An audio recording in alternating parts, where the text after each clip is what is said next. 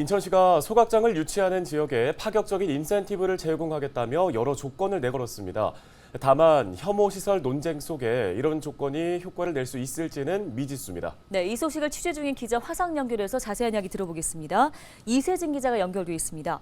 이 기자, 소각장 확충 문제 사실 인천만의 문제는 아닌데 이게 참 쉽지 않습니다. 돌파구가 필요한 상황인데요. 먼저 인천시가 내걸었다는 파격적인 조건이 무엇입니까? 네, 우선 경제적 지원이 있습니다.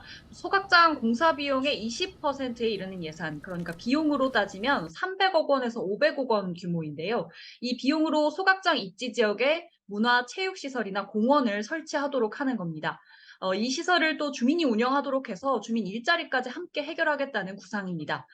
또 소각할 때 발생하는 열 에너지를 활용해서 인근 주민들에게 전기나 난방을 무료로 공급하는 안도 포함되어 있습니다.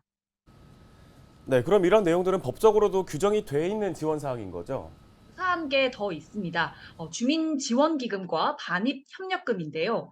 반입협력금은 소각장이 없는 지자체가 소각장을 운영하는 지역으로 쓰레기를 보낼 때 징수하는 가산금, 그러니까 수수료의 개념입니다.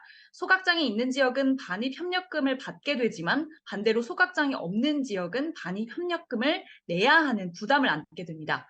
환경부는 내년 말부터 이 반입협력금 제도를 시행할 예정인데 인천시도 이 제도에 기대를 걸고 있습니다. 결과적으로 소각장 입지 지역은 최대 40억 원에 달하는 주민 지원 기금과 최대 100억 원 규모의 반입협력금을 해마다 받게 됩니다.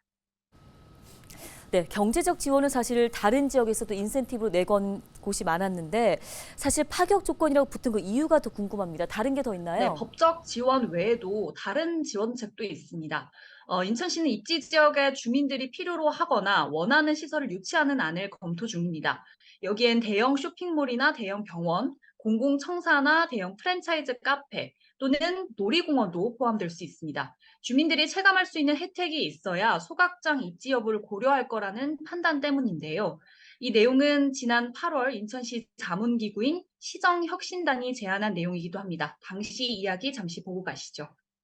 시가 정해서 설득하려고 하지 말고 꼭 필요한 지역의 유치 전략으로 지역 주민들이 스스로 어떤 조건이면 유치할 수 있는지를 네, 파격 조건이라는 게 뭔가를 제시한다기보다는 주민들이 원하는 걸 좀 들어주겠다 이런 내용인 것 같은데 지지부진한 소각장 문제를 푸는 실마리가 될 수 있을까요? 소각장 문제에서 전문가들이 핵심적으로 보고 있는 것 중 하나가 주민 수용성입니다. 인천시가 이런 조건을 내건 것도 주민 수용성을 높이기 위한 방책이겠고요. 최근 인천시가 자체 조사를 통해서 시민 1,000명을 대상으로 조사를 했는데 원하는 편익시설이 들어온다면 소각장을 수용하겠냐라고 물어봤더니 55%가 긍정적인 답변을 했다고 해요.